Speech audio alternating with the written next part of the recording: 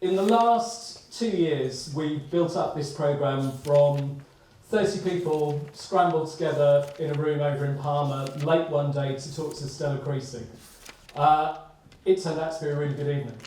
Stella was followed by Vince Cable, then by the US Ambassador Matthew Barson. We've had visitors of the likes of Daniel Hannan, Eddie Izzard has been in and taken part. Chris Patten, Lord Patten, the Chancellor of Oxford University, was here in September. But I think we're taking things higher and better today. Our guest was born in North London in 1963. Went to a comprehensive, didn't go to Oxbridge, went to the University of Essex, but at the University of Essex, studying political science, he achieved a first. Then had a career which took him into PR, quite interestingly, and to political lobbying, among other jobs. But he has had a career outside Parliament before he became an MP. The MP for Buckingham, which happens to be my constituency, so kind of there's a link there somewhere. Our speaker tonight is the Speaker. Mr. Speaker, the Speaker of the House of Commons, the Right Honourable John Bercow MP. I would like you to join me in welcoming him.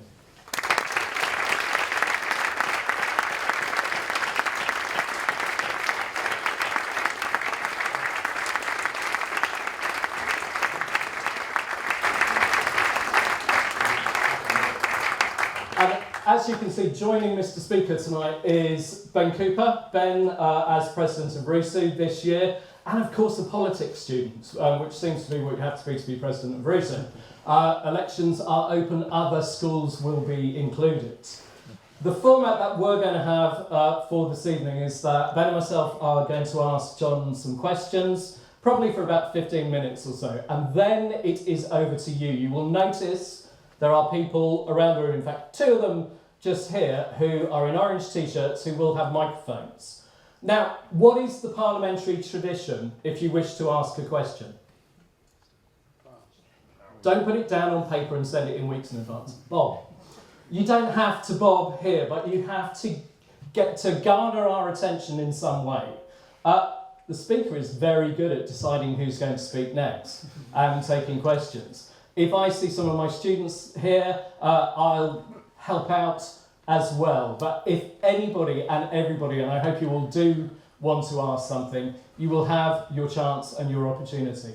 So enough from me. We're going to take a seat here and I'll ask Ben to kick off the proceedings. Thank you. So John, thank you very much for coming. Pleasure. The first question I'm actually going to ask you is, what's the most interesting debate in Parliament that you've ever seen?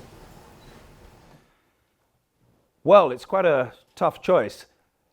Off the top of my head, I would say the debate that took place on the subject of the Hillsborough disaster, and in particular, the misrepresentation of the conduct of the fans back in 1989. And the reason why it was interesting was twofold. First of all, it was completely cross-party. It was non-partisan. It was genuinely a search after truth. And secondly, sitting in the chair, I just had that sense, students, ladies and gentlemen, that it was the start of a change that was going to endure and bring about a very thorough, overdue and welcome reconsideration of the events of nearly 30 years ago. That indeed has proven to be the case. And that debate took place under the auspices of the Backbench Business Committee, whose establishment I had myself campaigned for when seeking to become Speaker. In other words, it was a debate chosen by backbenchers, not by the government or the official opposition front bench. But it was a hugely significant debate, and there were some fantastic speeches in it, of which the most inspiring for me was that of Alison McGovern, a Labour MP in the Wirral. And a lot of the families have really felt that they've achieved closure as a result of the recognition that, frankly, the police misrepresented the conduct of the fans. And I have to say, one newspaper in particular did so scandalously, and that, of course, was The Sun. The behaviour of The Sun was an utter abomination, and to this day, Kelvin Mackenzie, if he has a conscience, and I emphasise if, ought to feel deeply and permanently ashamed. Thank you. Next question. I know you have a real keen interest in the parliamentary estate, its history, its traditions. So do you think the palace needs to be retained at such an extreme cost, or should we be moving to a new building such as the assemblies in Scotland, Wales, Northern Ireland? Well, in this respect, although I'm, I hope, generally viewed as a moderniser, and I regard myself as a moderniser in the sense there are all sorts of procedures of Parliament I would like to modernise, I'm trad. I think that the Palace of Westminster is a magnificent building. I don't say that it can't be improved. Indeed, it needs to be refurbished and renewed, and I think there is merit in having a legacy benefit. In other words, if we are going to spend money on restoration and refurbishment, I think that we ought to consider steps that we can take to improve its provision, for example, making it more disability friendly. I think we can improve and rescue the deteriorating archives on the parliamentary estate. I think we should think about how we can bolster access to the place for disadvantaged communities and so on and so forth. But would I personally advocate knocking it down and moving to some modern construction, perhaps of minimalist character in more ways than one? The answer is no. I think it's a great building and I think it ought to be restored. Now you may say, well, that's a Beltway view from somebody who's a bit romantic about the place where he works, and that would be true, but I genuinely believe that it's worth restoring. And the truth is, ladies and gentlemen, whichever way we do it, it will cost. I mean, that is unavoidable. And in a sense, as far as the media are concerned, it's a bit of a game, because if we restore and refurbish it, either in one go through decant and a sustained period when we're not present, or on a gradualist basis, but either way at very considerable expense, there will be criticism. There'll be people who say, oh, this is a huge amount of public money to spend on a building when we're in an age of austerity and people are struggling, and isn't this monstrous? But on the other hand, if we don't do it, and we let the place go to rack and ruin, and we end up virtually falling into the sea, or the building falling into the sea, I'm sure the media wouldn't mind if we fell into the sea, and into the River Thames, but if the building fell into the River Thames, then, of course, the media would say, what a disgraceful abdication of responsibility by the MPs. This is a World Heritage Site. They had a responsibility and they failed to discharge it. So, in the end, we shouldn't be much influenced by what they think. We've got to do what we think is right. But I think that does involve very substantial expenditure on restoration and refurbishment. And I do not think that we should build some new construction instead. I think we should restore it and refresh it and try to improve it and ensure that we occupy it for decades, indeed centuries to come. Is that kind of about the way that we manage a legislature in the UK as well? And would Parliament be the same if it was run out of a tower block in Croydon, where everybody sat in a circle and we didn't have the adversarial set to that we see so often? Parliament wouldn't be the same, and in my view, Parliament would be worse if it were run from an office block somewhere else and everybody sitting around in a rather consensual way. Again, I mean, I recognise there are differences of opinion about this. There are legislatures where there is a horseshoe chamber and where the culture is more consensual and there is a desire to break down party barriers and maybe in some cases a more studious and dispassionate atmosphere. But I think on the whole, for all that I sometimes think the decibel level, for example, at Prime Minister's Question Time is too high, the adversarial culture does spawn a vibrant exchange of different ideas by people who hold passionately, strongly differing points of view on big issues, local, national, and global. And of all the things that are causing disaffection from or disengagement from politics, I think that the adversarial culture in Parliament is not the most significant. I think people are often annoyed about bad behaviour or shouting down or excessive heckling and what I call a mixture of yobbery and public school twittishness. But I don't think that trying to pretend out of existence the fact that there are very, very, very different views on policy brought about by very, very different views on principle makes sense. I don't think it makes sense to try to wish that away. It is the way it is. And would I personally want to reconfigure the chamber as some sort of horseshoe? No, I wouldn't. It's just like, as a matter of opinion, I can entirely accept that the issue of electoral reform won't go away, and it may resurface in due course, although, frankly, there wasn't a referendum on electoral reform only 5 years ago, and the proposed reform was heavily rejected. But I don't myself think electoral reform is a panacea, nor do I think it's the principal route to the recovery of the reputation of politics and politicians. I think there are other things that are much more important. I think that links very nicely to my next question, which is linking again to the tradition of Westminster and the palace itself. You welcomed Obama, and there's many great pictures of you and Obama together. And there's a lot of media attention around state visits. So how important are these state visits to the United Kingdom and to the parliamentary system? I think they're often recognised as being important to us, but also important to the person undertaking the visit. So, for example, if you take President Obama, I think it was a great day for the British Parliament when we were able to welcome the first black American president of the United States to the steps of Westminster Hall as the first US president ever to speak from that position. And he spoke to a gathering of members of both houses of Parliament, an audience probably in total of about 1,600.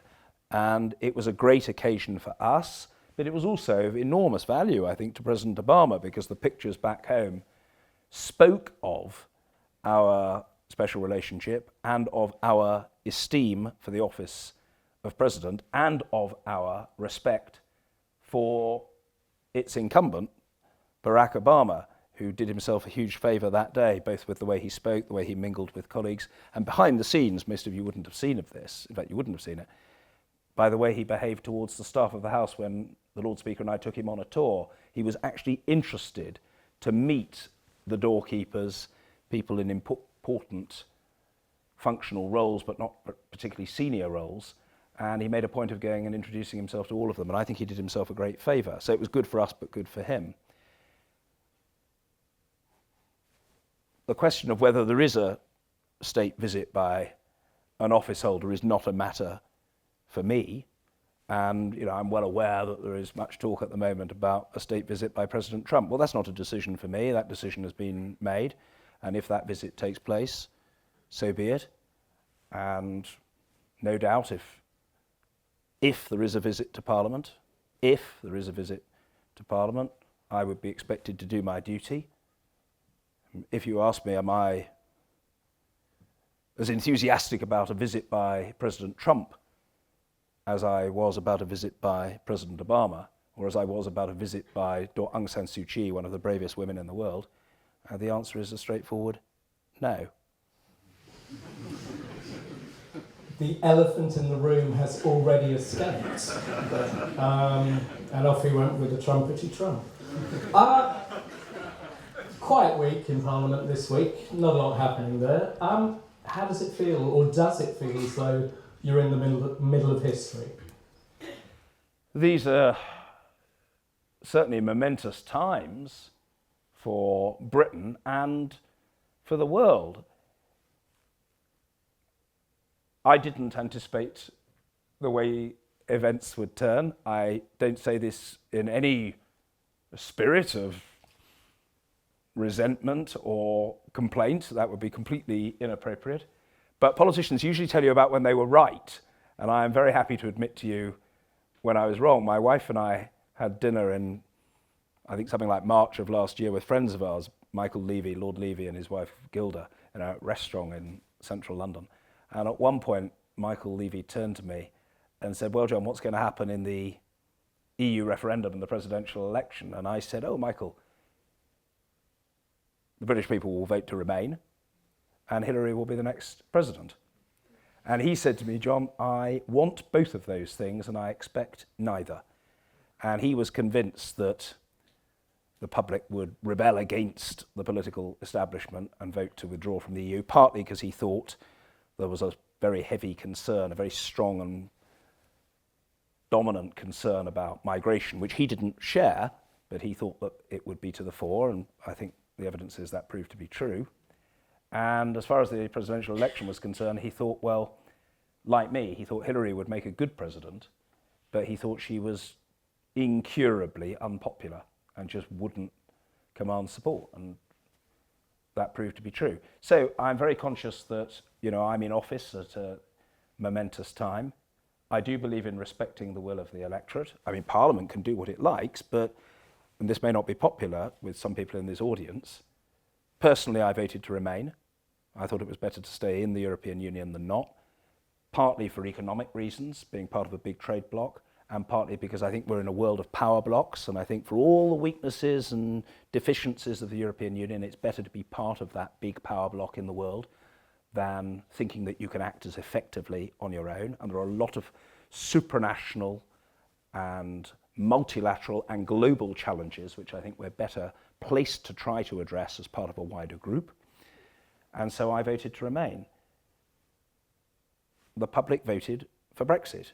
I understand that people say, but people didn't vote to be poorer, or people didn't know that they'd be leaving the single market, or, wasn't it unfair that 16 and 17-year-olds couldn't vote, or untruths were told, or exaggerations contributed to the debate, promises were made that couldn't be kept, or really ugly racist sentiment was whipped up by aspects of the campaign. And all of those things are true, but I have to say to you, I don't think they invalidate the result. I'm afraid the result is what the result was, and I think Parliament will give effect to the result of the referendum. Now, there is an argument to be had about what form that Brexit takes, but do I think it will happen?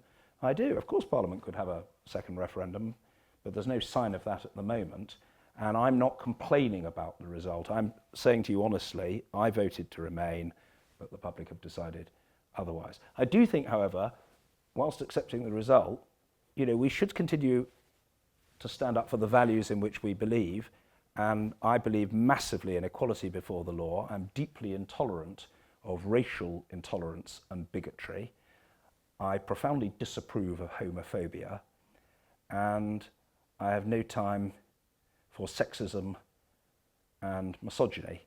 And some of what I've just said you might think relevant and not unadjacent to the lack of enthusiasm that I have thus far displayed for President Trump.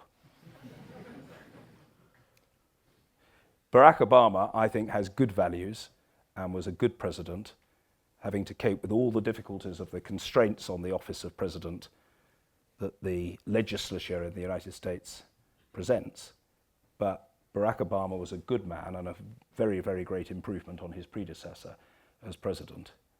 And I don't think he will, but I hope that President Trump will study the principles of Barack Obama and learn the merits of the fight against racial injustice successfully waged by Martin Luther King in the United States and by Nelson Mandela. And if President Trump, over a period, came to think that some of the views that he's expressed and the pledges that he's made and the audiences that he's played to have been wrong, that would be a great advance, not just for the United States, but for humankind. Do you think that Parliament shows the level of tolerance that you're talking about now? For a long while it was a public school club. It was very white. It was very male. In your time, both as on the backbenches and in shadow cabinet and latterly as speaker, how have you seen it change, and what's your role been in that? I think it has gradually changed. I mean, it's simply a matter of fact that we now have 29% female representation. It was vastly smaller than that. I haven't got the stat in front of me when I joined in 1997, almost 20 years ago. In the last Parliament it was 22%, so it has gone up, but it's way short of anything like equality. So I'm not complacent. I think there's more to do. Most of what there is to be done, I don't say this to pass the buck, ladies and gentlemen, but because I think it's true, is to be done by the political parties. But some things can be done by Parliament as an institution and by the Speaker. For example, I think that we can be more disability friendly. And I think we should use the opportunity of restoration and refurbishment in what is an ancient building to try to make ourselves more friendly in terms of disabled access. I think in terms of the way we go about the recruitment and retention and talent nurture of staff, we can do more to promote women to senior positions and members of the BME communities. And I've taken professional advice on that. We're in the same position as quite a lot of institutions, ladies and gentlemen. We've got lots of BME citizens working in Parliament, but they disproportionately work in catering and cleaning in the lowest paid jobs. And I think that's very unsatisfactory. So I have taken advice about that. And I can say that I did appoint the first female and the first BME Speaker's chaplain in the history of the House of Commons, Rose Hudson-Wilkin, who's now hugely popular and effective, a very empathetic character who plays an important pastoral role. I appointed the first BME Sergeant-at-Arms, Gamal Al-Haji, in January last year, first in the history of the House. And recently I appointed, on merit in each case, the first female and the first minority ethnic Speaker's Counsel, a legal advisor to the Speaker and to the House, in the history of the House. So I am trying to broker change, and all the time there are other initiatives on stream. There's one that's about to be unveiled that will give younger rising clerks who are professional procedural specialists in the House the chance to serve at the table in front of the Speaker, which is regarded, ladies and gentlemen, as the holy grail for clerks, to have the chance to serve in the chamber. And for years, decades, probably centuries, only very, very, very senior clerks, overwhelmingly white men, were able to serve at the table. And at one time I asked the clerk of the House, how long would it be before X, a junior to middle ranking female clerk, how long would it take for X to serve at the table? And he said, well, Mr. Speaker, the clerks have to have the competencies. And I said, yes, I appreciate that, but I'm just asking this very able person roughly how long might it be? Well, it's very important to have the competencies, Mr. Speaker. I said, yes, I understand that, but, you know, might it be 10 years, 15 years? And it worked out that it was going to be about 15 years before this person, who was in her late 30s at the time, had the chance to serve at the table, and that struck me as ridiculous. And I was told, well, it's very important, Mr. Speaker, that you're served by people who know their stuff, and you can't be exposed in the chamber. And I said, yes, I appreciate that, but I don't have to have 3 hugely experienced people in front of me. Can't we have learning on the job? Can't I have one really experienced person, then somebody next to him or her, maybe less experienced, but learning on the job? You know, let's think a bit innovatively. So, you know, I do think I've made some change. There's a lot more to do. And so I'm not in any way smug or complacent, but I have tried to make the place a bit more like the country we aspire to become. When I became Speaker, we had a shooting gallery on the parliamentary estate where you could do pistol shooting, but we had no nursery where MPs or staff could pay for their children to go in the name of the work-life balance. Well, 7 years later, I'm pleased to say we have a nursery, but no shooting gallery. And that seems to me altogether a preferable state of affairs. But there were objections. You know, there were objections. There were people who tried to stop me building the nursery and so on. And I've no regrets about that. And I don't think a successor Speaker will say, oh, well, let's get rid of the nursery. By the way, there was one other great advantage of constructing the nursery, and that was that it incurred the furious opposition of the Daily Mail. Well, you have to think, well, if the Daily Mail's that angry about it, you're probably onto a good course. So, talking about the Daily Mail and other newspapers, the general public, what influences what the general public think about Parliament? I think people probably are influenced a bit by what they read in the newspapers, probably to an extent. It's very difficult, Ben, to say conclusively. I'm not sure there's much evidence that newspapers create people's party allegiances. If anything, it's probably the other way around, that people, to a degree, are influenced in their choice of newspaper by what their party allegiance is. Newspapers may influence people a bit, I guess, if they ram on and on and on about a particular theme or in objection to a particular person. You know, that might influence people to a degree. But I don't think one should overstate it. I mean, I do think people are capable of forming their own judgments about things. And the only thing I can say is that, you know, I'm glad we have a free press. It may not always be a good quality press, but we have a free and irreverent press. I mean, a lot of people in my constituency read the Daily Mail, and the Daily Mail's not been friendly to me, but, you know, I have consistently been re-elected by pretty large majorities. And I find in my own constituency that people very often view parts of the media as a sort of an extension of the light entertainment business. You know, and they might read snotty or derogatory material, but they don't necessarily take it to heart. I remember once when I was doing a charity collection in the High Street in Buckingham, a constituent who was known to me came up and said a friendly hello, and he said, "Oh, wife and I were just reading about you in the Mail." And I said, "Oh, what, today?" And he said, "No, 2 days ago," or whatever. And I said, "Oh, out of interest, I genuinely don't read that newspaper and haven't done for many years," but I said, "What was it?" And he said, "Oh, you know, I'm absolutely honest, John." He said, "I can't actually remember that. It was quite hostile, you know." He said, "But, you know, the wife and I just laughed about it." And it was obvious to me that it wouldn't remotely have influenced which way he would vote, because he knew me and he'd formed his own view of me. Are newspapers likely to influence the way people think to a degree? Probably up to a point. But look, in life you should concentrate on that which you can influence or control and not on that which you can't. So, you know, it's important to be balanced about these things. Am I a bearer of ill will? No, life's too short, there's no point. And bearing ill will against people or institutions on any scale is corrosive of you more than it is damaging to them. So no, I think you just concentrate on trying to do the job to the best of your ability. And, you know, frankly, it's a good thing that we've got a free press. I'd rather have a free and irreverent and, in some cases, some quite unpleasant press than have a state-controlled press. So I'm certainly not complaining. And, you know, I just try to do my job to the best of my ability, and I hope with good grace. And, you know, no person can be judge in his or her own cause. It's not for me to say whether I'm any good as Speaker. I enjoy it and obviously think I can do the job, otherwise I wouldn't go on doing it. Presumably the House thinks I can do it, otherwise they wouldn't keep re-electing me, as they've been kind enough to do.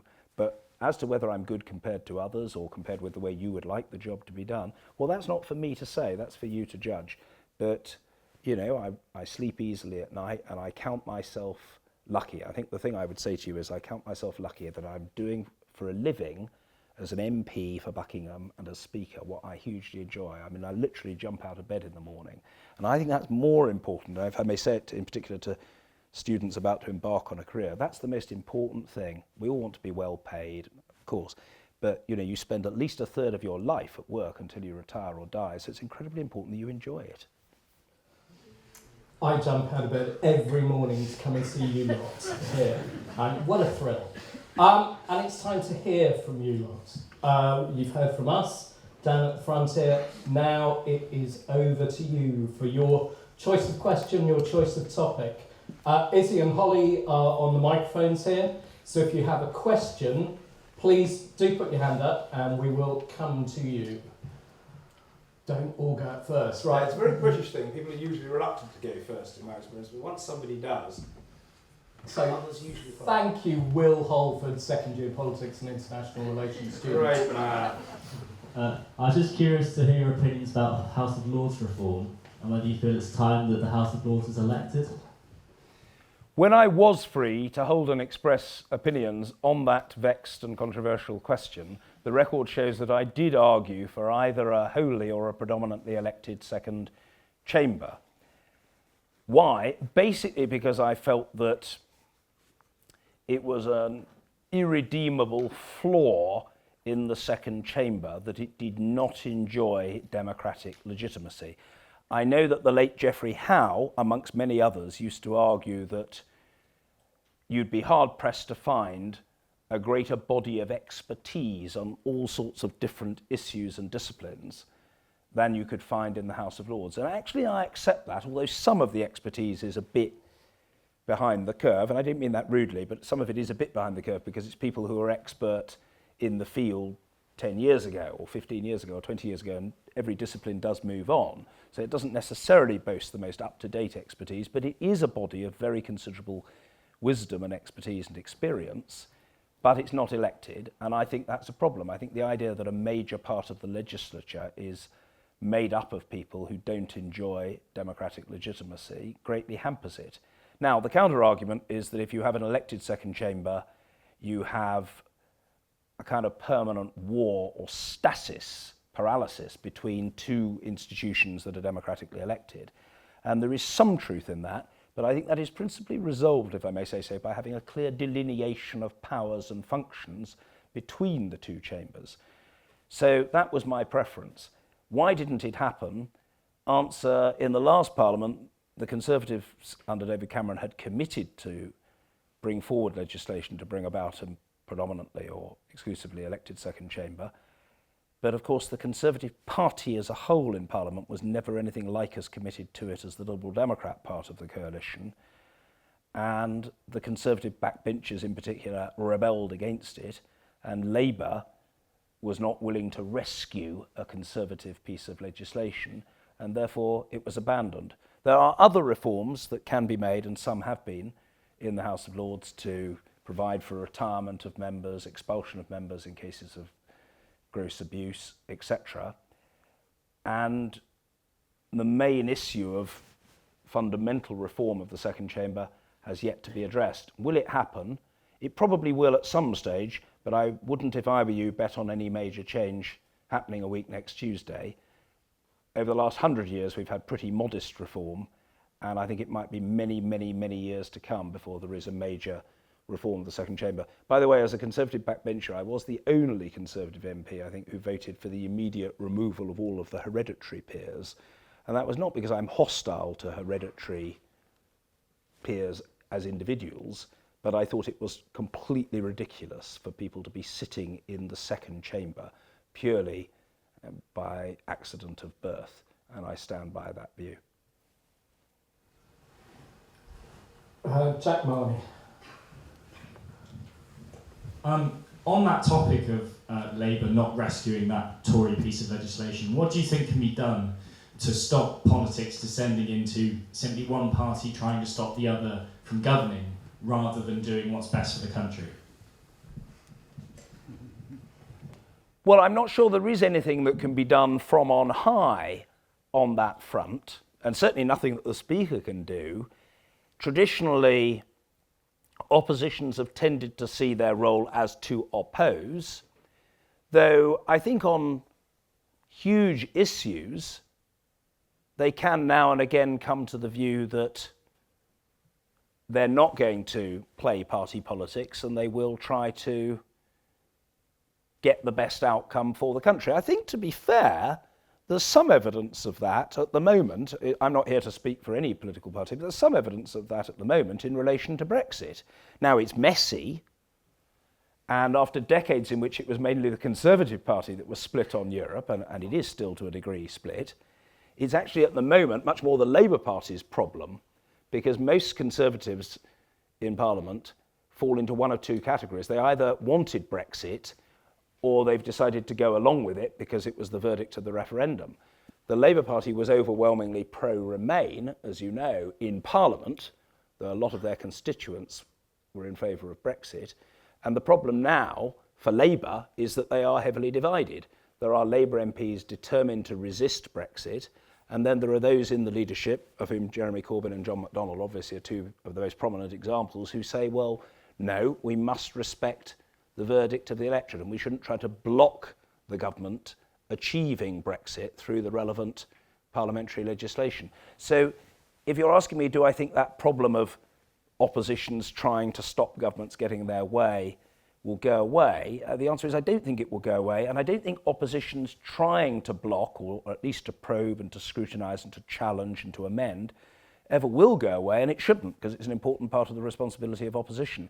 But I think oppositions, in deciding how to oppose, have got to make the judgment, is what we're doing in the national interest, or is it just in our party interest? If what they're doing they think is in the national interest, then they're justified in making the attempt. If they're doing what they're doing purely for party interest, well, obviously they've got a much more difficult case to make. Loads of questions coming. I don't wish to be rude to all these splendid men, but I hope there are going to be some questions from women. That's a cue. I I just want to see a forest of male hands suddenly descend. That's okay. Like Fiona, I believe it is. In the past, you suggested heated members in the house to undertake yoga to calm their disposition. But I actually want to know, how important do you think humour is as a tool for the Speaker in Parliament? I think humour is very important, and if I'm really honest with you, Fiona, I didn't come to that naturally. And not because I don't have a sense of humour. I think I do have a sense of humour, and I can enjoy a joke, and including enjoy a joke at my own expense. I don't think I'm humorless. But I don't think I was, frankly, a natural for using humour. I think I tended, particularly early on, sometimes to react to displays of bad temper or anger rather officiously. But I think on the whole, it works better in calming people down and diffusing difficult situations if you can deploy humour. And I think, but you may say otherwise if you've watched me a lot, I don't suppose there are many sad people who have done, but if you have done, you may come to a different view. I think on the whole the record would show that I've been much more inclined to use humour in recent years than when I started. At first I think I was probably a bit taut, a bit stiff, and I didn't. But I think if you can, it calms the situation down and it lightens the atmosphere. And one of my very good friends in Parliament, Charles Walker, often says to me, Mr. Speaker, the more relaxed you are, the better humour the House is in. The more sort of irascible you are, the more it has a sort of negative effect on the chamber. So I think humour matters. And I would like, if I may, I've generally refrained from commenting on my predecessors. I certainly wouldn't want to make negative comments about any of my predecessors. But if I may, I'd like to put in a word for my predecessor, Speaker Martin, who had a difficult tenure, and his retirement was forced. He was pushed out before he was quite ready to go. Michael often had a very negative press, and he didn't always find the chamber that easy to handle, but he did have a gentle humour. He was sometimes quite effective at using humour to diffuse difficult situations, and he was certainly a kind person, and his pastoral care and concern for members was very real, and I know that myself. And so I've tried to learn from the best of him, as well as from the best of others of my predecessors. But do I think humour matters? I do. And I think those members who can handle the House with humour, leave aside the Speaker, tend to win brownie points. Jack, right in front. Sorry, James, sorry. I was going to ask, a general trend is... Can you hold on 1 second while the microphone comes around? Right, I've realised our chairs are really low down the front here, so that I can see all of you. I'm going to stand up so I can see when hands go in the air. I know I'm a rather unprepossessing sight, but other people who can't see me very clearly, because I know I'm vertically challenged, I always have been. If you prefer me to stand, I'm very happy to do so. Let's have a vote. Let's be democratic. Who would rather stand up? Who? Right. I think we're standing up. Yeah. Right, okay. Yeah, I was going to ask, there's a general trend for 18 to 25-year-olds not to turn out in elections as much. And as Speaker, is there a way to reform this to get young people more politically engaged? Turnout amongst young people is low. Is there a way to improve it? I think there is. I think individual MPs have got a role to play by being really active amongst young people in their constituency. I think it's very easy for all of us, myself included, to get into a rut and just to do things the same way year after year. And every so often I think, or my wife says to me, you ought to think, should I do something differently? What have you done recently to try to get across to young people? I'm not myself much given to the use of modern technology, though I accept it's got an important role to play.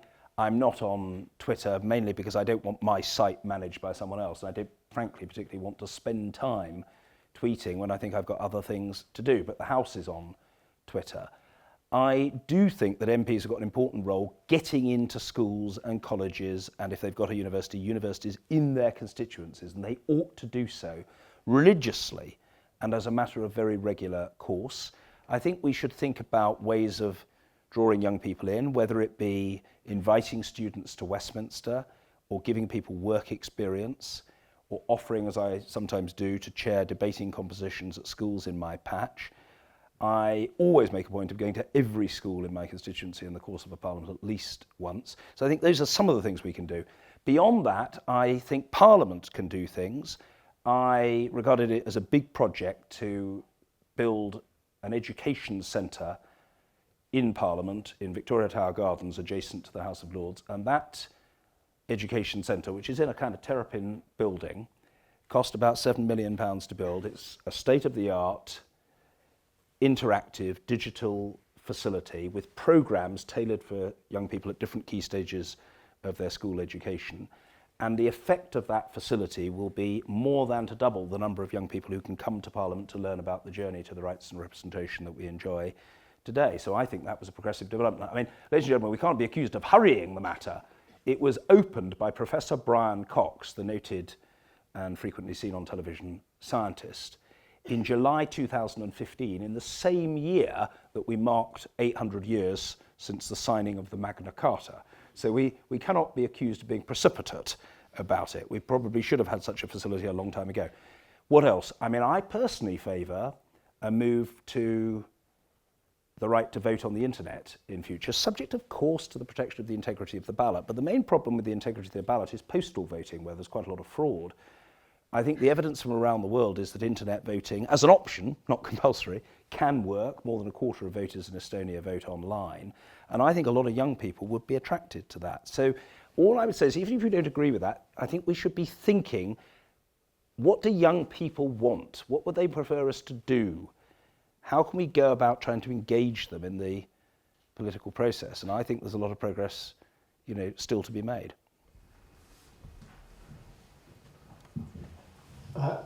Blue jumper or shirt in the middle towards the back.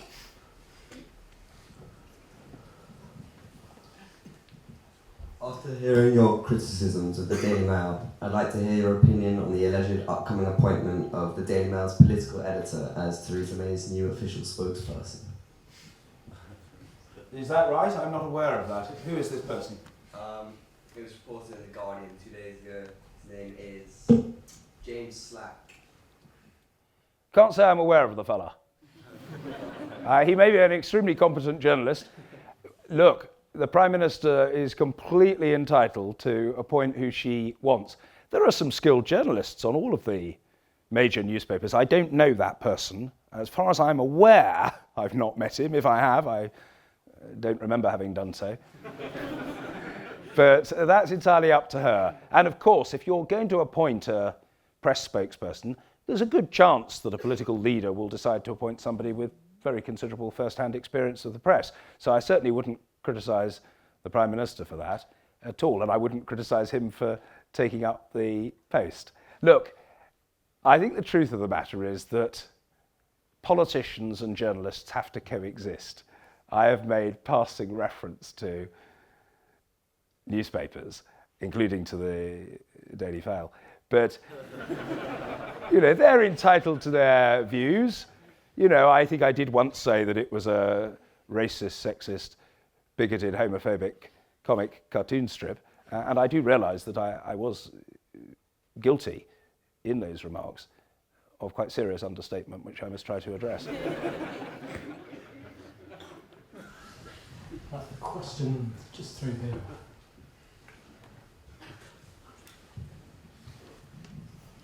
Thank you for all being kind in passing the microphones. Thank you very much. My question is about what would this country do after Brexit?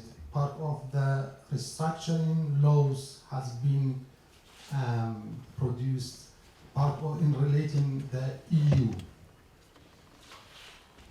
After Brexit, there are a lot of laws produced in the House, and what's the role of the House? What the difficulty is that to restructuring, reviewing this laws? If I understand you correctly, I think there will be, what will be the challenge for the UK in terms of the passage of legislation post-Brexit, or in going about the process of delivering Brexit. I think in the short to medium term, ladies and gentlemen, there will be a considerable challenge, because in the first instance, and this is the government's intended approach, the government will try to transfer from EU law into British law those statutes, those directives, those regulations which have governed us on those matters for the last decades, with a view then to deciding which to keep, which to amend and which to repeal. I think that will take a lot of work, simply in terms of human capacity in Parliament. I think there are going to be thousands of laws and secondary legislation, statutory instruments, which Parliament will have to look at and decide what to do with, whether to keep or to amend or to repeal. So I think in terms of intellectual attention and parliamentary energy of MPs and of contribution by staff of the House in staffing committees and advising committees, there is going to be a big task over the next couple of years. In the medium to long term, I suppose the short answer is that if we are out of the EU, the UK Parliament alone will decide on what matters it will legislate, and by definition it will not be subject to European Union jurisdiction. And what course we follow, what laws we pass, what subsidies we offer, what reliefs we propose, will be a matter for us. We won't be required to comply with EU law on VAT, for example. We can do what we like. We'll be able to pass our own health and safety legislation without any regard for what the European Union is doing. What do I think matters? Well, I can understand the appetite for self-government. I understand the very strong view in the country amongst a proportion of the electorate that says, I don't want the EU deciding our laws, and if that's what people want, that we pass our own without EU interference, that's what will happen, and that democratically is the proper course. I hope I may be permitted to say, and I think I would speak for quite a lot of MPs, not all, that post-Brexit, I hope we will still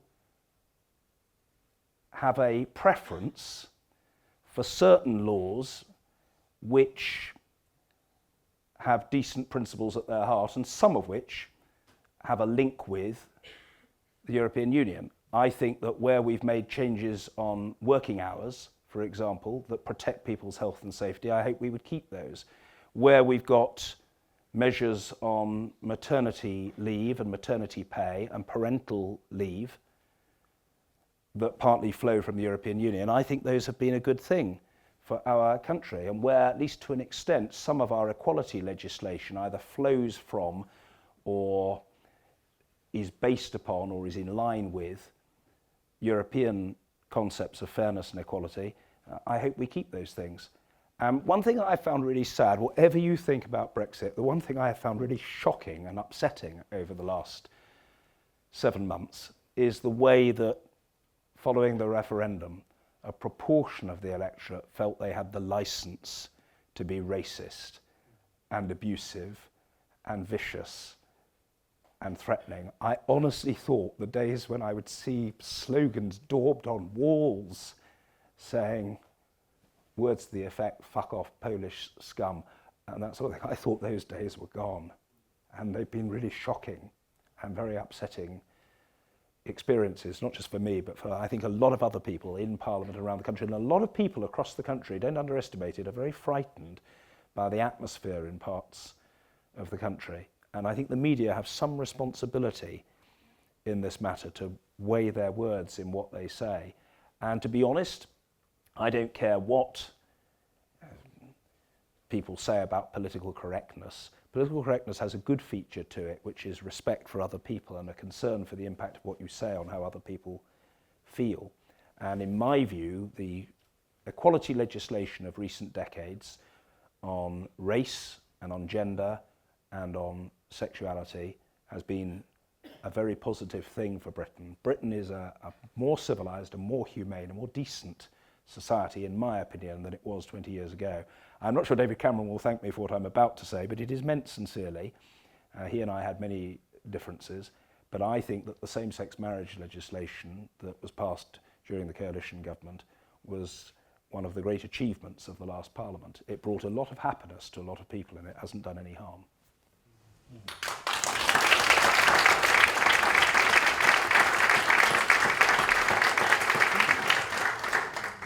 Right, there's a gentleman in the middle in a reddish top.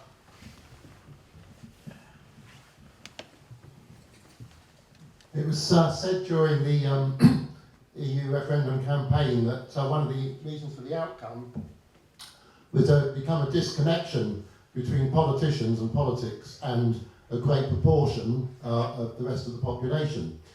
Do you think that's true? And if you do, how can the reconnection be made? I do think it's true. I'm sorry to say. I think that it's very hard to put it down to one factor. I think that there is a constellation of factors that proved decisive in no particular order. First, I think globalization has had an effect on people's living standards and the nature of work that people do, and in some cases on particular communities where whole industries or sectors have been wiped out, and a lot of people feel very disconnected, point one. Point two, I think there is a real issue of big disparities in income between the haves and the have-nots. When I was younger, including during my service as an MP, I thought inequality doesn't really matter as long as on the whole living standards are going up. I'm afraid I don't take that view these days. I think inequality does matter. You're never going to have perfect equality, but I think that where there are very big differences in income between people at the top and the rest, that is not good for social cohesion. And I think in particular, there is a sort of gulf between London and the southeast on the one hand and the rest of the country. And I think that was a big problem. And thirdly, and this I say with some sadness, maybe it's been badly handled by the political class, I do think that the Brexit referendum did show the potency of immigration as a factor. And I say this with some care. If you ask me, do I think that free movement of labour within the European Union has been a negative or a positive, the honest answer is I think it's been a positive. I think it's been very good for the country. It's certainly been extremely good for the university sector and for a great many other sectors as well. And I think there's a real problem and challenge now for our great institutions of learning. How, post-Brexit, can they survive and thrive and attract and retain and nurture the best talent unless we get a satisfactory deal in negotiations as to the form of that Brexit. But I think EU migration has been a good thing. I personally think migration from around the world, immigration from around the world, has been a positive far, far, far more than it's been a negative. But I do think in a lot of communities where people have seen stresses and strains and maybe are suffering with lower living standards than we're lucky enough to enjoy, they have regarded it as a negative. And I think there was one other factor, and I want to be careful about how I say this, I think there's one other factor that was significant in the EU referendum. Quite a lot of Labour MPs told me that their local constituents, their residents, were saying to them, we'll vote for you. We always vote Labour at election time, but we're going to vote to come out of the EU. And a number of them said to their MPs, we're not voting for Cameron. Cameron was very much the public face of the Remain campaign, and they didn't see it as any part of the responsibility of a Labour voter to support Remain. And I remember one very prominent Labour MP who said to me, John, I've been saying to my constituents, it's not about voting for David Cameron, it's voting for Britain's future in the EU. And these people will say, oh, but we're not hearing anything from your party about staying in. And I do think that was damaging to the Remain cause, that the Labour Party wasn't striking a very clear, resonant Remain note. How do we tackle these things? I think over a period by trying to protect our sectors and get the best deal that will safeguard our professions, our markets, our employment opportunities, and our human values. And, you know, is that a project for a year or two? No, I think it's a project for a decade and more. We've got about 10 minutes left for questions, so I'm going to go to Mark right up at the back in the corner. And then I'll work down the room. Thank you. Mark Lane-Smith, Anglican chaplain to this institution. Mr. Speaker, I wonder, would your career have looked any different in terms of its career path and development if when you left the University of Essex you did so with a debt of £50,000?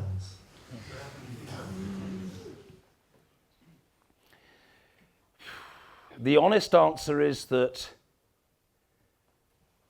I don't know how it would have developed. I think, let me put it to you like this. I think if I had known that I would end up with such a debt, because by the time I decided I wanted to go to university, which took me a bit of a while, I really wanted to go, and because I'm a rather mulish and stubborn character, I don't think it would have stopped me going. I think it might, I think he would have been unsuccessful, but it might have caused my late father to try to dissuade me. It might have done, because Dad was of a working class background. He was actually an intelligent guy, never had the chance to go to university. He wanted to be a barrister, but he couldn't. He had to leave home and contribute to the family upkeep. He lived in Hackney, Dalston, and his parents, expected him to leave home. Dad had a very, very strong working class antipathy to debt. I did actually leave, this is pathetic by today's standards. I left university, if I remember rightly, in 1985 with a debt of an overdraft of £300, which admittedly in today's terms would be a lot more, but £300, which Dad discovered. I think my mother rather indiscreetly blurted it out to him. And Dad thought, I'm not trying to trivialise an important issue, Dad thought this was truly shameful and lectured me about it. And I said I was very relaxed about it. Anyway, I won't go into the detail because it's quite personal, but he offered to relieve the debt if I ceased going out with a girl at the time of whom he didn't particularly approve.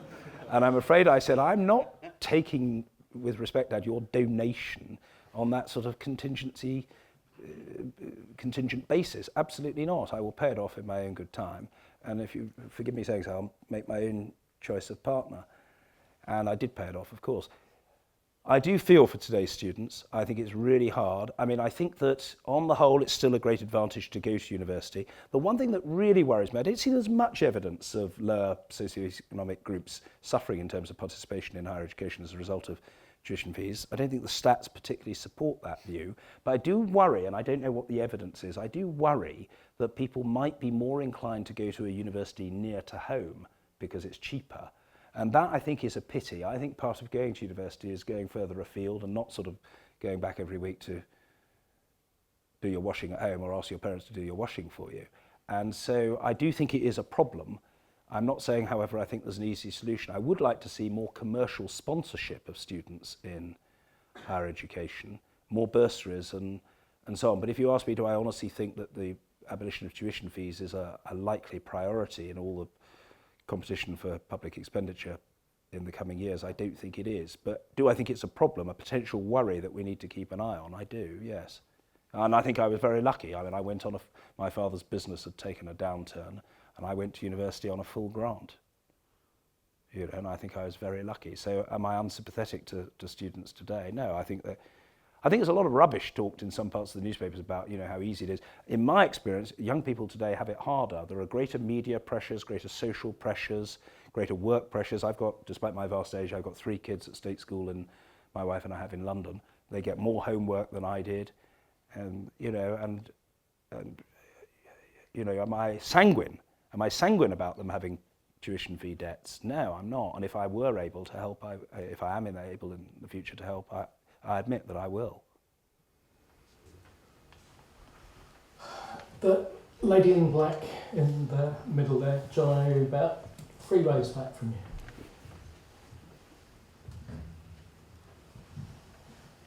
Hi. Do you think David Cameron was right to step down as Prime Minister in a summer of such instability? And if you don't mind me asking, who do you prefer as Prime Minister, Cameron or May?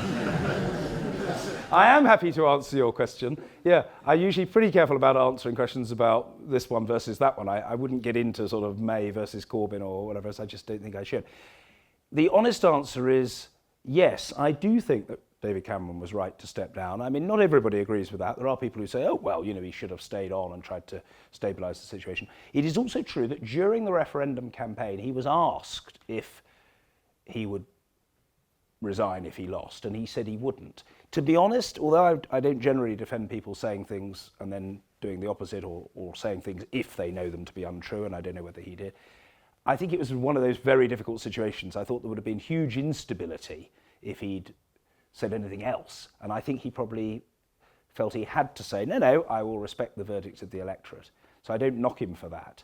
But to be honest, he had gone centre stage. He'd led the campaign and the public rebuffed him. And I genuinely didn't regard it as an irresponsible act. I thought it was showing his respect for the verdict and saying, look, you know, you've decided. I didn't think he ankled off in a bad humour. I think he was perfectly gracious. But he felt, well, look, you've chosen a course and I wasn't in favour of that course and I don't think I'm the right person to stay on. And I don't think he could have survived very long. So I thought that he did the right thing in stepping down personally, but I accept that there'll be different views about it. Secondly, who do I prefer, him or Theresa May? Look, I get on better with Theresa May than I did with David Cameron. David Cameron, I think, is immensely able. You know, he's a very bright guy. He was relentlessly tactical rather than strategic, if I may say so. I think the evidence shows that. You know, he was very, very focused on tactical manoeuvres and often quite good at them. I don't think he was always particularly strategic in his approach to the government of the country. Theresa is a very different personality. There seemed to be quite a lot of baggage in dealing with David Cameron. He was very strongly opposed to me becoming Speaker. He wanted Sir George Young, who was, of course, a bloody good egg.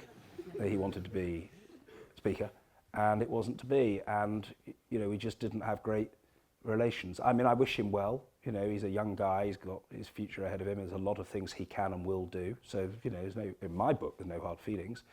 But we weren't friendly. Cameron and I always got on best when we played tennis together for the House of Commons tennis and parliamentary tennis team, House of Commons and House of Lords tennis team. But the rest of the time, we didn't seem to get on terribly well. I get on well with Theresa, and I hope I treat her with respect. And, yeah, relations with her are better. So, David Cameron, he was the future once, apparently.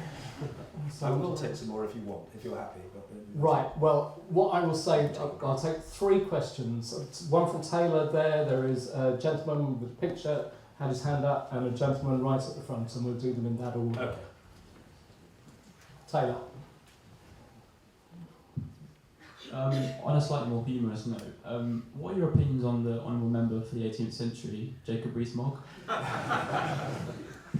Jacob Rees-Mogg, I'm a friend of his. I mean, we don't socialise. I say I'm a friend of his. I'm what you call a political friend of his. You know, do we sort of go to each other's houses or whatever? No, he's been kindly to speak in my constituency, although I wasn't present. I think he spoke to the local Conservatives. I must admit I've always been grateful to Jacob. Jacob basically believes in supporting the Speaker because he thinks the institution, the office of the Speaker is important, but he has been kind enough to say to me a number of times that he thinks that I'm a good Speaker. And even when he's disagreed with me, he's never tried to stir, he's never tried to cause trouble, he's never tried to manufacture, you know, a great well of hostility. He's just said to me, Mr. Speaker, I genuinely disagree with you about X. But we get on well, and I asked him if he would be willing to propose my re-election in May 2015 on the floor of the House. And he said, well, Mr. Speaker, very considerable honour, extremely grateful to you, but I wonder whether perhaps I'm a bit too junior.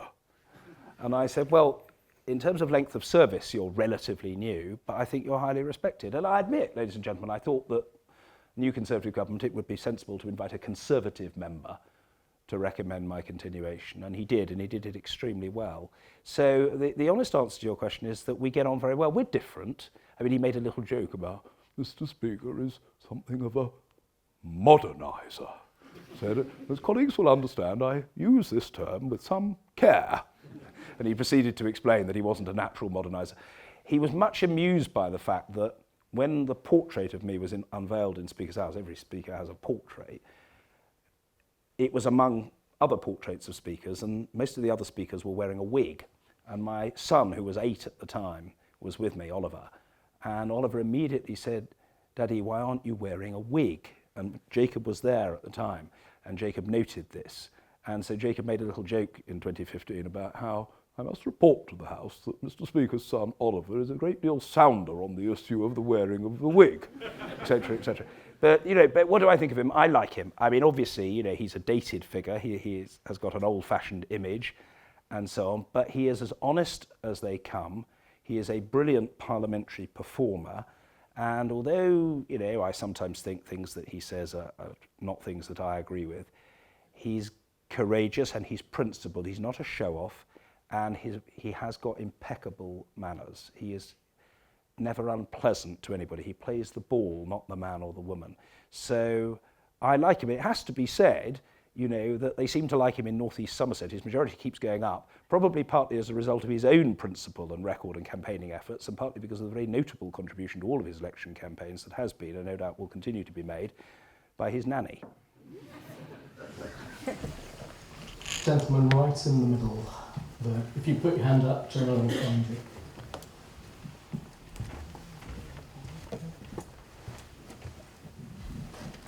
It was actually the antics of Jacob Rees-Mogg that provoked this question, and that is that it seems to be extraordinarily difficult for a private member's bill to succeed, and I wondered if that was something that you regretted, and whether you thought this was an area for modernisation of procedure. Thank you. It is, and I do.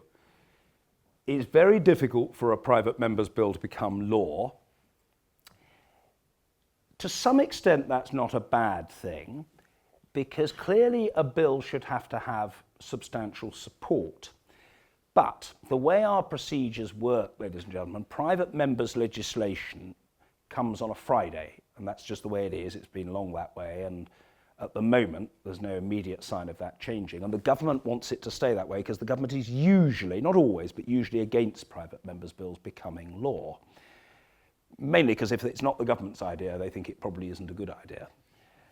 And so, under our rules, unless an MP has got 100 people with him or her on a Friday in order to vote for a closure motion to bring the debate to an end and to have a vote on the bill, debate is not ended.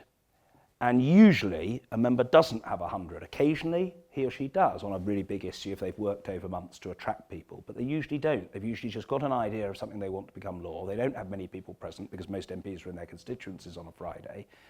So those who want to stop the bill can speak at great length and prevent it making progress. They talk it out. Now, it's true the Speaker can force a member to sit down if there is tedious repetition and irrelevance, but the trouble is, the Speaker can't be a player in the game. The Speaker has to be the umpire. And very often the really experienced talkers out are just that, very experienced, and they're clever enough to stay on the right side of the line. So although I know they're trying to delay the bill and to talk it out of existence, I can't sit them down unless they're guilty of an absolutely undeniable abuse. My view is that it would be more mature and better for the reputation of Parliament if we shifted private members' bills from Friday to midweek, maybe at the end of the day, with a dedicated slot of 2 or 3 hours, and we had either one bill a week or 2 a week, which had a proper debate, perhaps with time-limited speeches, and then at the end of that debate, a vote in prime time when hundreds of MPs could be present, saying either yes, it should go forward to committee, or no, it should be rejected. I think that would be a modern, grown-up 21st century way of approaching it. I have to say, I don't think Jacob agrees with me about that, and Philip Davis, the MP for Shipley, doesn't agree with me about that. But the Procedure Committee, chaired by the excellent Charles Walker, has recommended that change, and I personally think that they should keep pressing and pushing for that change, because I think that the arguments for change are much stronger than the arguments for the present juvenility. Right, the gentleman right at the front here has been bobbing up and down like a Liberal Democrat at question time, so definitely deserves this question. Do it like Mr. Farrell. Thank you very much for Dr. Mark and Ben to provide us with this opportunity to be able to speak to you very closely. I don't have a question, but I have just a general comment. I hope that you will be able, in your capacity, to be able to work on the campaign to make the discrimination and also the stigma against the immigration in this country to an extent that all the people who live in this country can live harmony together and regard themselves as the citizen of the world, rather than just to promote the kind of discrimination that nowadays that Trump trying to promote it. And because as an example, I'm a British Kurd, but I mean, we all can work together. I mean, our family now back home, I mean, the Kurdish girls, I mean, all you know that they stood very bravely against all the people who wanted to threat the peace and stability in this world. And I hope that in your capacity as a speaker, and also after even you leave your job, probably I be able to work on this, and that's all I wanted. Thank you very much, and thank you again. Well, thank you for that. I mean, I'll try. I do feel strongly about it. I've believed in gender equality and equality for the LGBT community for 15 years and more. I've campaigned for those in Parliament. I think I've demonstrated pretty clearly my commitment to those causes. I look forward to speaking at the Stonewall Workplace Equality Conference, I think in April of this year, and I have regular events for minority communities in Speaker's House. I must admit, ladies and gentlemen, that this matter came up in passing in the session I had with the Parliamentary Studies module students before this session, and somebody asked me, a student asked me about the fact that I had once been an anti-immigrant voice a long time ago when I first came into politics. I was a member of the Monday Club, which is a sort of right-wing anti-immigration pressure group in the Conservative Party. And I said in reply, and this has been a matter of public record for many decades, that it was the most shameful thing that I'd ever done to be part of an anti-immigrant politics 35 years ago. And on the basis that most of you believe in the Rehabilitation of Offenders Act, and you think that there is hope for people who've made bad decisions that they can make good ones, I hope I've demonstrated over many years my belief in equality. I think that it is both right in itself to show respect for people irrespective of race, of colour, of creed, of religion, of disability, of gender, of orientation. And I think, secondly, the problems facing the world are facing the world. Huge numbers of the challenges we face are of a character that transcends national boundaries. And some of them are multilateral, some of them are supranational, many of them are global. And I know it's a slogan, but I really do believe that the politics of hope should triumph over the politics of hate. And to be honest, I have the deepest antipathy and contempt for people who try to achieve success, win office or keep office by pillorying and demeaning and scapegoating whole communities. There is nothing clever about it. There is nothing brave. And as I say, I stand by the view that the politicians over the generations who fought for a positive vision of the human spirit and for people of different backgrounds and ethnicities working together are the real heroes and heroines. And amazingly, I mean just unbelievably, almost unfathomably and inexplicably but magnificently, Nelson Mandela, Martin Luther King not only fought against these terrible abuses but showed no bitterness. And my own personal female heroine around the world is Daw Aung San Suu Kyi. Daw Suu fought against the most terrible privation for decades and eventually became free and is now in a leadership position with huge challenges, but has shown no bitterness at being denied her freedom for decades. And these people are the real heroes and heroines. And, frankly, the noisy, bigoted big mouths are not heroes. They should either change their ways or be overcome. Thank you very much. Ladies and gentlemen, 6:30 we said we were starting, 7:30 we were finishing. It's now about 5 to 8. Probably a good time to draw things to a close, but I always get the opportunity to have the final question. 8 and a bit years ago, you said you probably would serve about 9 years as Speaker. I am not trying to get you out of a job at all, anytime soon, nor am I asking you to name your successor, Chris Bryant, Jacob Rees-Mogg, Charles Whittaker, various others that are in the frame. But if you could bequeath a set of qualities, a suit of armour for the next Speaker to buckle on, what qualities would you like to be able to pass on to them? You need a decent memory, because you'd have to know who's who and what's what. and to remember in what order to proceed.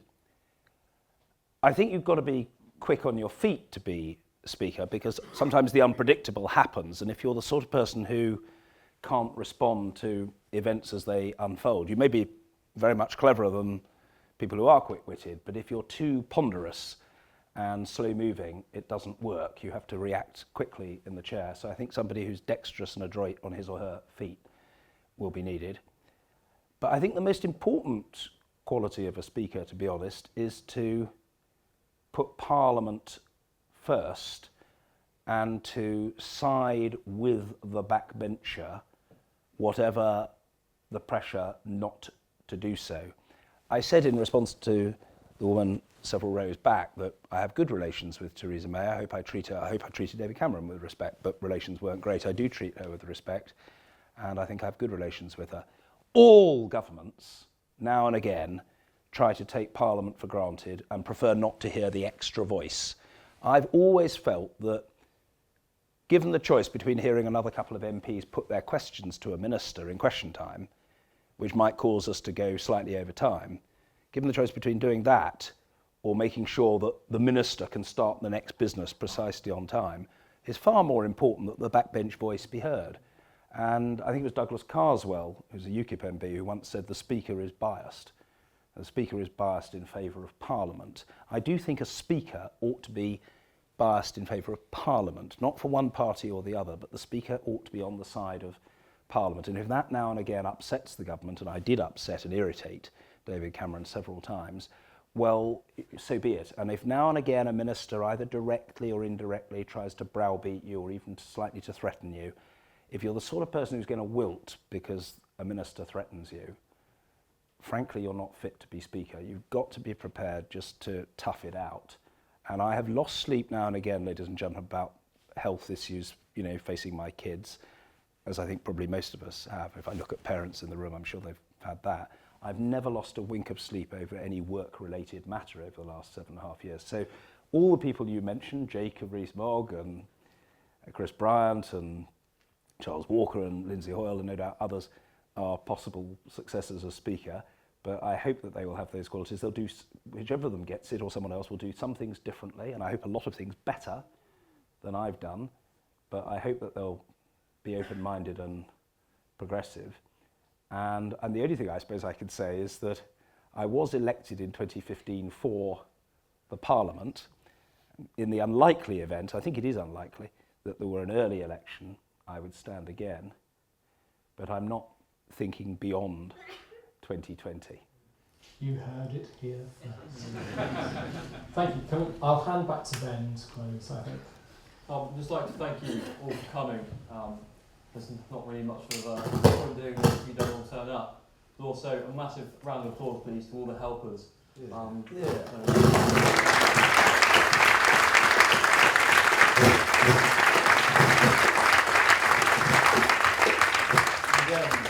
a big thank you to Mark and the Politics and International Relations Department for putting this event on. And finally, a massive thank you to you, Mr. Speaker, Right Honourable John Bercow, MP. So thank you very much.